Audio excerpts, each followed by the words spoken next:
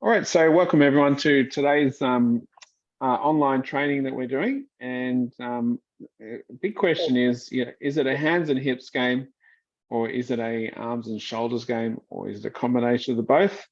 What is the driving force behind effortless power? So Pete, welcome. You see sunny Melbourne down there? Yeah, it's beautiful back home, and Queensland was beautiful, and it is a little cooler down here, but it's certainly nice to be back at home base where I've got my own backyard practice area. And anyone that has a bit of a backyard, or I'd recommend setting up a little area where you can practice your chipping and pitching. It would help your full swing a lot. Yes. Here we are. Yes, so even just setting up a hula hoop or an umbrella or something what you've got out there, and practicing some of the things we're going to share with you today will definitely help. All right, so I'll just reshare the screen here, and let's get started again. Okay, so first thing is, what is an arms and shoulders swing? Basically, an arms and shoulders swing, the force is predominantly coming from more the upper body. It's strong emphasis on a left arm lever, that the torso, the upper body is rotating. And what we find generally with this swing is it puts a little bit more strain on the back and joints. Pete, just share with us what is an arms and shoulders kind of swing, and what's the belief behind it? Okay, well, I know that it's a way of building the golf swing from the takeaway all the way to the finish, where the arms and the shoulders are basically the leading force in the swing. They start the backswing with either a shoulder and arm movement, or it's just completely from the shoulders, or again, it could be from the arms. So it's predominantly the muscles in the upper body are going to be controlling the swing from the start. So you see some of the players out on the tour, they're doing this movement away from the ball a few times before they take it away. Justin Thomas is one I see, and they're very conscious of this, and they do a great job playing golf. But basically, a lot of people have a problem when they do that the arms, I've got a special board here that actually highlights what actually happens to the body when you predominantly start away with the arms. I think I'll throw this in straight in the beginning here. So this is a board, balance board it's called. It promotes staying in your center and rotating and making the golf swing turning in a barrel, which we really promote. Now, when I take it away with my arms and shoulders, first, the lower body doesn't, it actually, if I put the club in the ground and went away with the arms and shoulders, the actual lower body is wanting to go that way, as opposed to the upper body, which is going here. So there's a lot of torque or strain or wind up between the shoulders and the lower body. And that eventually, in that sort of a swing, the arms and shoulders win the race, and the hips do turn. But in the process, there's a lot of strain put on the spine, and it has a few other things. So, but the arm and shoulder swing, just in a nutshell, it's taken away with the focus on either the left shoulder and left arm, or the chest. So it's one of those sort of key thoughts to make the golf swing start. And then in the downswing, you're pulling from either the left arm or the shoulder. So it's basically dominated by the arms and shoulders. Back to you. Yeah, so if that's the arms and shoulder swing, let's have a look at the next part, which is what is a hands and hip swing. The hands and hip swing, generally the hips are the engine and the hands are the keys to the engine. the hand switch on the engine, and then the engine allows the swinging club to do the work. It's a bit better use of centrifugal force is what we find. And it's easier on the body and the joints. So Pete, just share with us those points, exactly what you found. Right. Well, in the process of making the hands the source of motion and controlling the swing from the hands out, when your hands work in a pushing orientation. Now, just to work out what pushing is, when you move one hand against the other, that's a push. And when you move your hands a little bit away from you, that's a pushing action. A pulling action would be coming in or moving apart. So when I push the right hand against the left hand resistance, what we discover is that in the forward press movement, it unlocks the hips and makes the hip turn a little forward. And then conversely, when you push the left hand back against the resisting right hand, the right hip turns. So the hip moves and the shoulder then swing the club away. So it's predominantly triggered by the hand pressure, one hand against the other, just moving slightly off center. Not a whole lot of movement, but just changing the wrist angle will engage the pivot of the hips and in turn the shoulders, and the club head swings away. If I look at it from this action, the hips turn early, transporting the shoulders, the arms, hands, and club away, and then the centrifugal force, the momentum kicks in, and the swinging club head effortlessly hinges the wrists to wind up the shoulders in the backswing.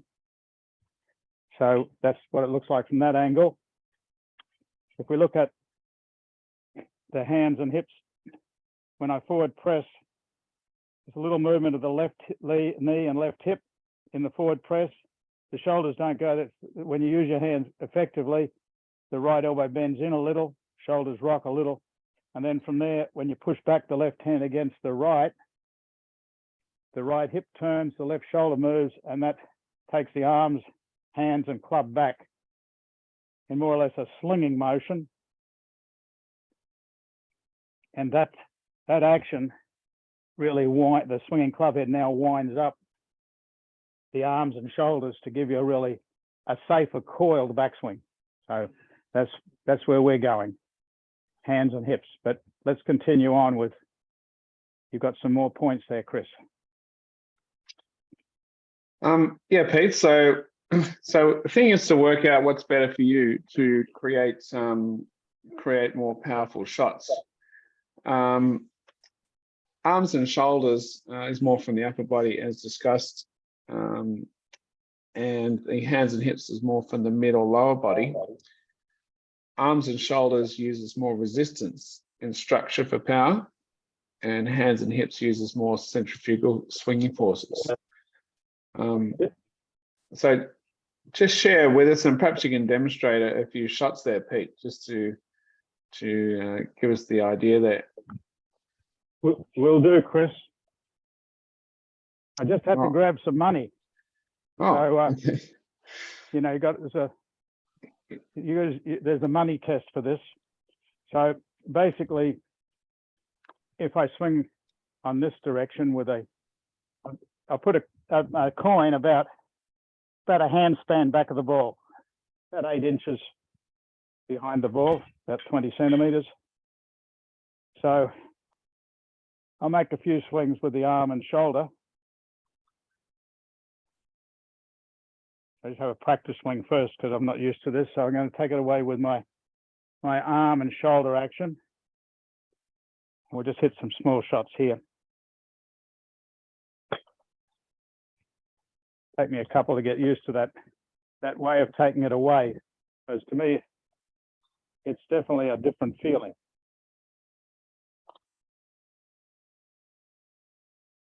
Try one more. This is arm and shoulder action.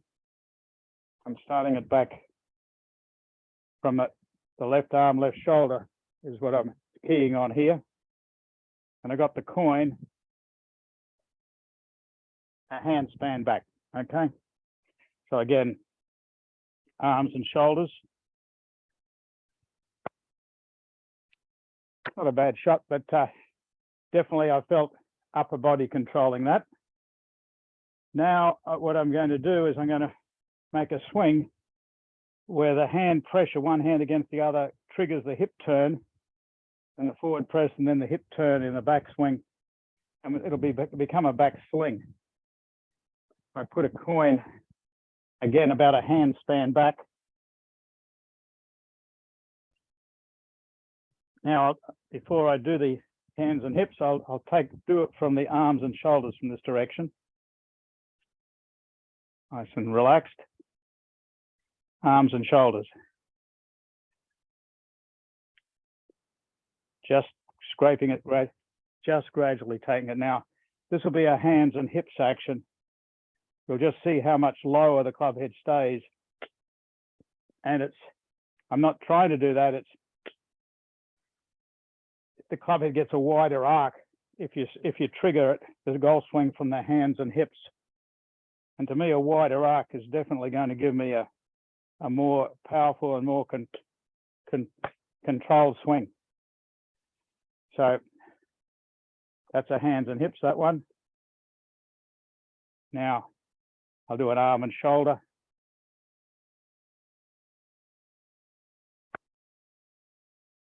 Let me hit a couple more with I'll go back to the hands and hips, because you'll quickly see that you get a much wider arc and a lot smoother start to the swing for me if you trigger it through the hands and the hips. Bingo. And it just, my arms, instead of being muscular and tight, now my hands are softer.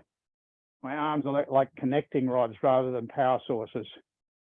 And it definitely, it's a smoother, and it's easier to control the pace of the backswing. And therefore, it's much easier to, on the body and coordination of the arms, the hands, arms, and body in the swing. Just one more, hands and hips. And it's a trigger action, push, push.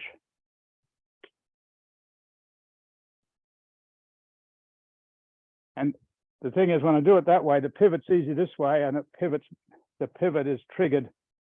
So if I trigger it, the backswing pivot this way, as soon as the wrists start to hinge and I put pressure against that, the club head pushes pressure against my hands, that triggers the hips to go the other direction.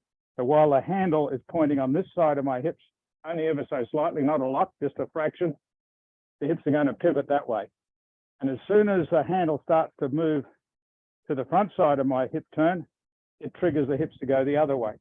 So the hip turn, when you use the hands as a trigger, the pushing action with the hands, it triggers the hips. You'll get the hips to work without having to consciously use the hips. They respond. The faster you use your hands, it naturally triggers a faster hip turn. Now I'll hit one just a little further. This is my 64 degrees, so I can make a bit of a swing. So hands and hips.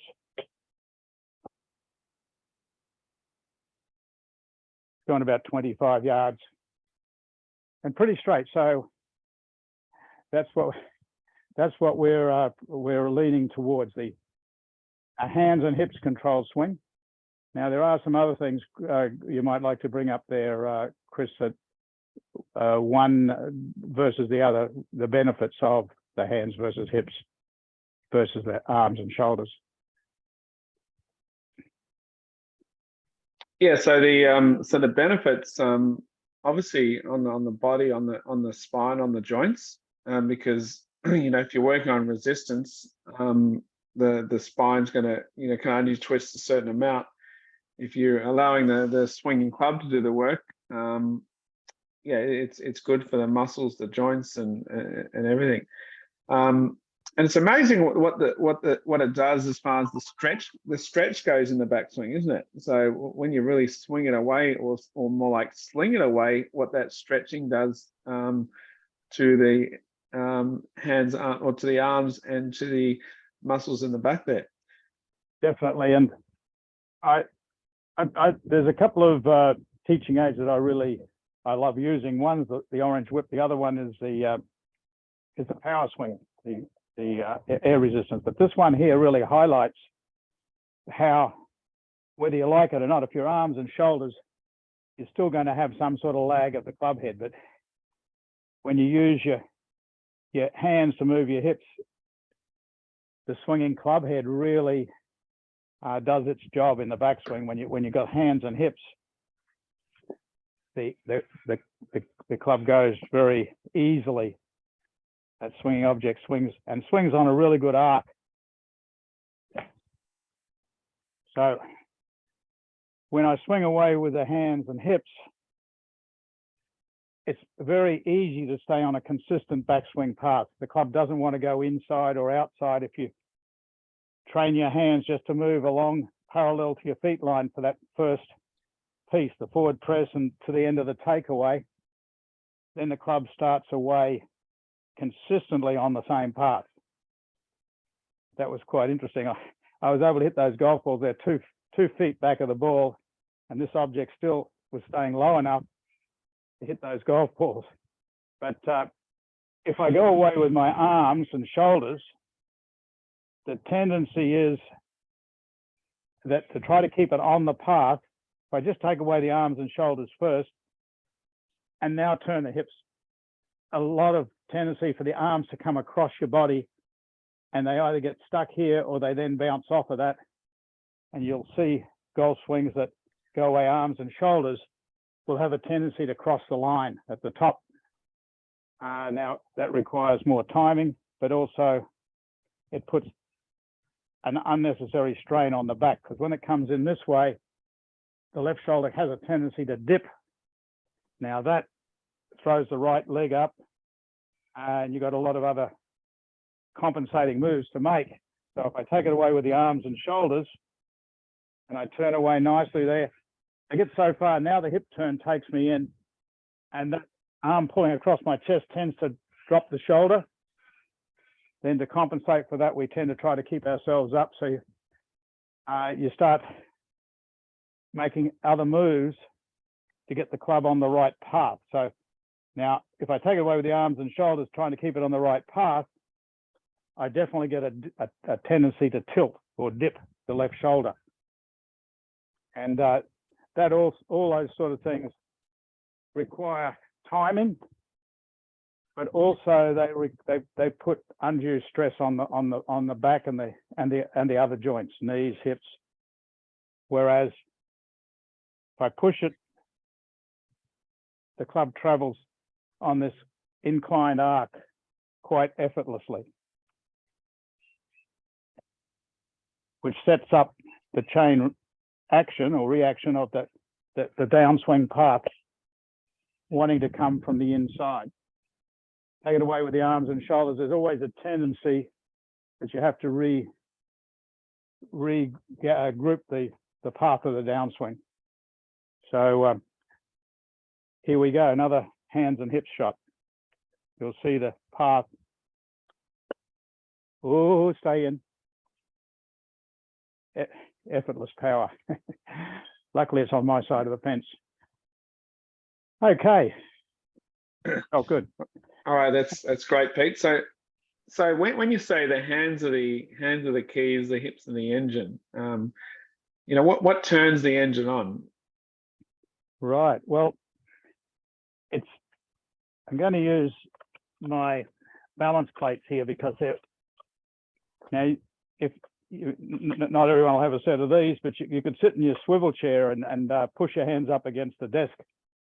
So if I had a desk there and I push one hand against the other, you can see when I resist with the left hand, the left hip turns. And when I resist with the right hand, the right hip turns. It's not a lot of movement of the arms. It's just a slight change of wrist angle causes the pivot of the hips to start the movement back and forward. So that happens from up in the wrist area of the right hand. That's called a forward press. When you push back against that slight resistance, the right hip and left shoulder take it away. And then it becomes, I turn this upside down. So that really triggers a swinging motion right from the very beginning. You don't have to find the swing. You got one from the start. So you can feel the weight of the club head all the way from start. You feel that heavy weight at the end. So you've got club head awareness, which is a very important part of control. The source of control is knowing where this club head is. If you're going to control the golf ball, you got to know what you got to control this club head and club face. Pretty important. So hands and hips lead to that effortlessness. It's a non-steering swing, definitely. Educated hands. Yeah, nothing better than a non-steering, freewheeling, as you term it, golf swing. I mean, when you're on the golf course, you should be freewheeling it anyway. Exactly. What do you call it? Reckless abandonment? Is that what you said? You got to have an attitude of confident indifference and a carefree swing. So you're confident, but that the swinging motion is going to do the work for you. So if I do this from here up these, oops, put my AirPod back in. Okay, have a little practice swing above the ball. So relax and release.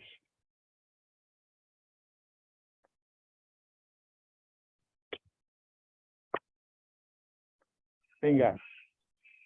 So when your hands are working correctly, your body works in harmony. You don't have to think about too much. Certainly we have drills that will educate your body so that will turn inside the barrel and turn internally. So you won't be going outside and swaying. Weight transfers, not because you try to, but because the club head swings this side, there's weight more there. And when you swing it that way, the weight transfers is a natural response to the swinging club head.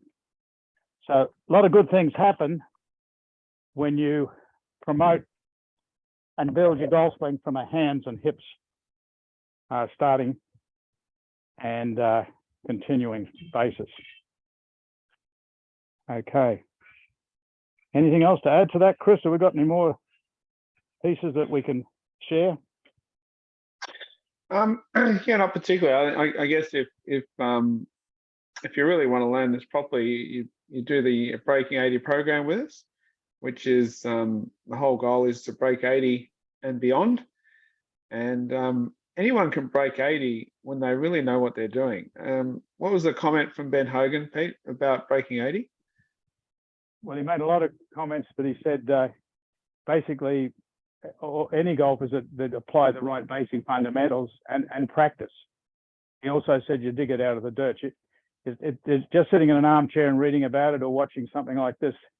It now requires a training program. So the beautiful thing with our program online, Breaking 80, we have the videos, but then you have the Zoom sessions weekly where you can ask questions and we can check your drills out and your swing.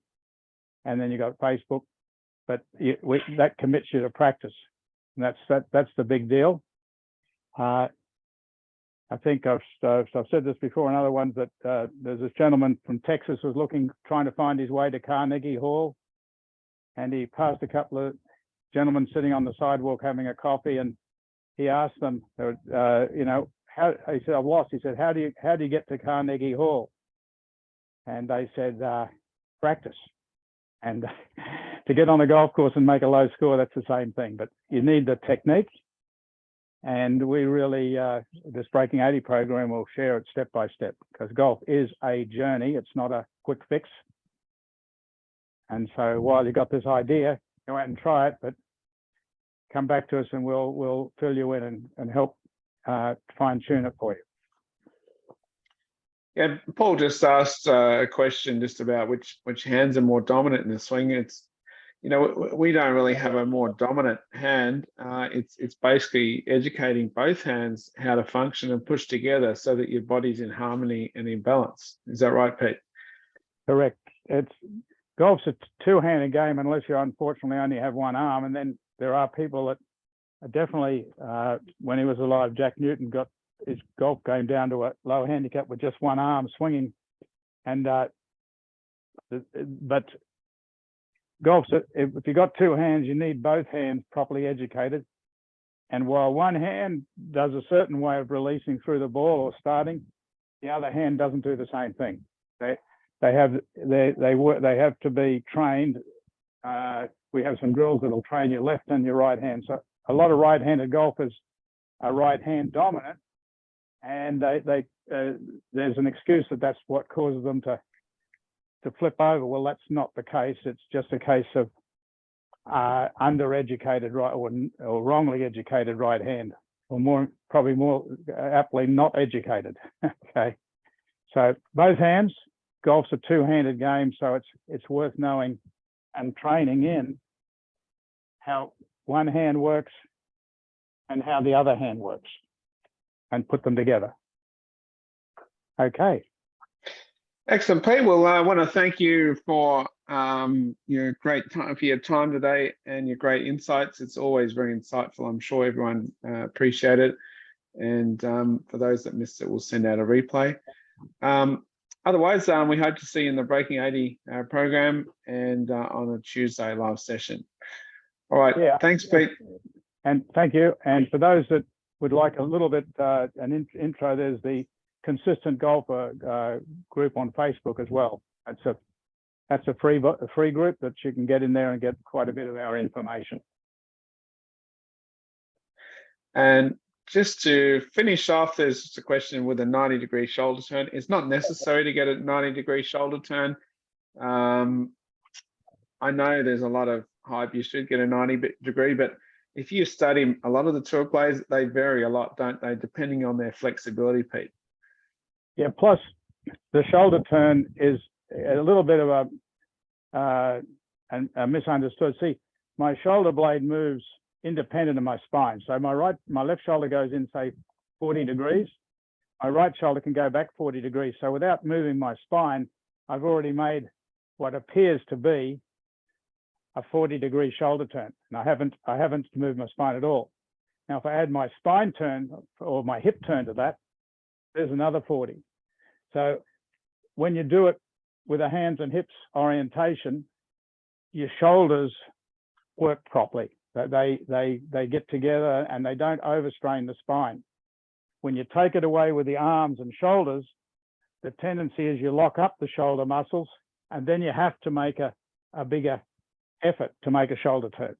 So when I swing this club back, and I got the orange whip to help me, hands and hips. Now, I didn't try to turn my shoulders, the hands and the hips, and then the swinging club head. Now you can see there, I've got a full shoulder turn, but I'm not trying to turn the shoulders. That's another important thing with when you learn to do it with educated hands and push and connect your hand to your hip rotation. Good golf is easy, not stressful on the body. All right. Well, thanks everyone once again. Any further questions? Yeah, you can. We hope to see you on a Tuesday with the Breaking 80 program.